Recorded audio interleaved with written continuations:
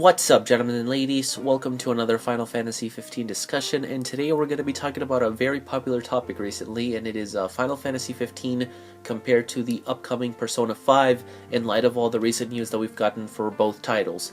Now, before I talk about that, I just wanted to let you guys know one thing really quick.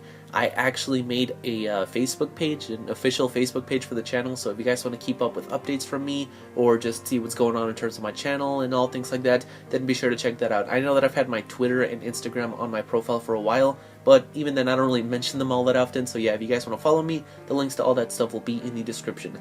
Hashtag shameless plug. But anyways, so today, of all days, we're going to talk about this, just because, well, actually yesterday was basically the quote-unquote uncovered event for Persona 5, or the equivalent of the uncovered event for them, where they showed off a lot of info for the game, as well as finally gave a release date. So a lot of it seemed like Persona 5 was really going out of their way to not only do what Final Fantasy 15 was doing, but even try to one-up them in some regards, which I thought was pretty funny, honestly.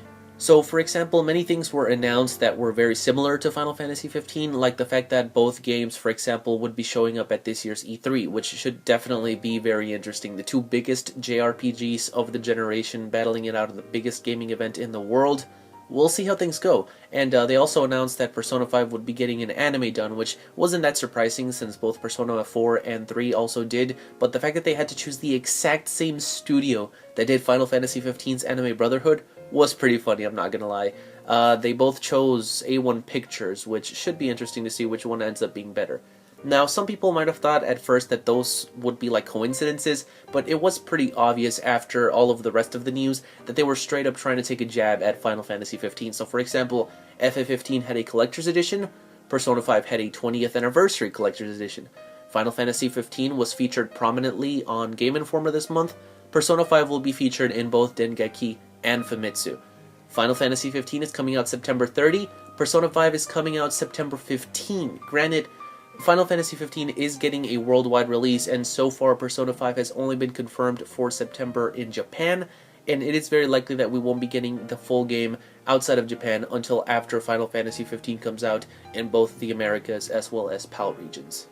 But enough on that, let's get to the actual comparison. Since these two are some of the most anticipated RPGs in recent times, now obviously, me being a Final Fantasy YouTuber and having never actually beat a Persona game before, I'm sorry to say, I am a bit biased towards FF15 and that side. However, I will try to judge those two games fairly. Now, one thing worth pointing out is that obviously Final Fantasy 15, or just Final Fantasy, is the more popular brand worldwide.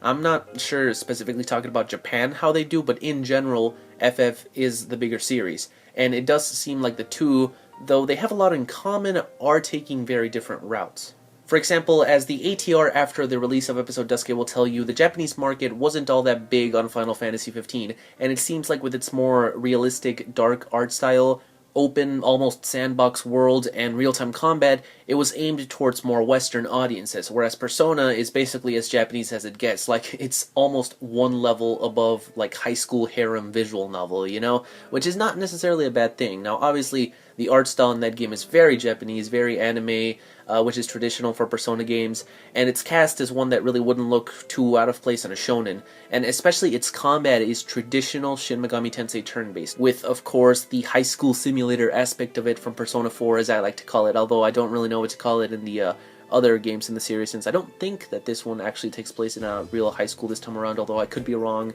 on that, correct me if I am. Now, honestly, even though that aspect of the game doesn't seem very appealing to me personally, I am still planning on picking it up just because I want a turn-based experience on the newer consoles. In the past 2 generations, we've pretty much gotten the 13 trilogy and Ni no Kuni in terms of major turn-based RPGs on the home consoles, which is one of my favorite genres, and it's cool to see it still going strong on the PS4. Because of that, I will frankly not be surprised if Persona 5 outsells Final Fantasy 15 in Japan, and Final Fantasy 15 outsells Persona 5 outside of Japan. I'm sure that this will be a big debate, especially next month at E3, where we'll see both games head-to-head at the event. Hopefully, it being an American event will make them possibly reveal the release dates for North America, Europe, Oceania, and, you know, all other places, but we'll see what ends up happening. Honestly, like I said at the beginning of the video, I never beat a Persona game before, but of all the games, Persona 5 looks the most interesting to me. From what I hear, and I can't confirm this myself since I'm not that big into the series, but from what my friends have told me, the series took a bit of a dive in the 4th installment, and Persona 5 is supposed to bring it back to its roots like Persona 3.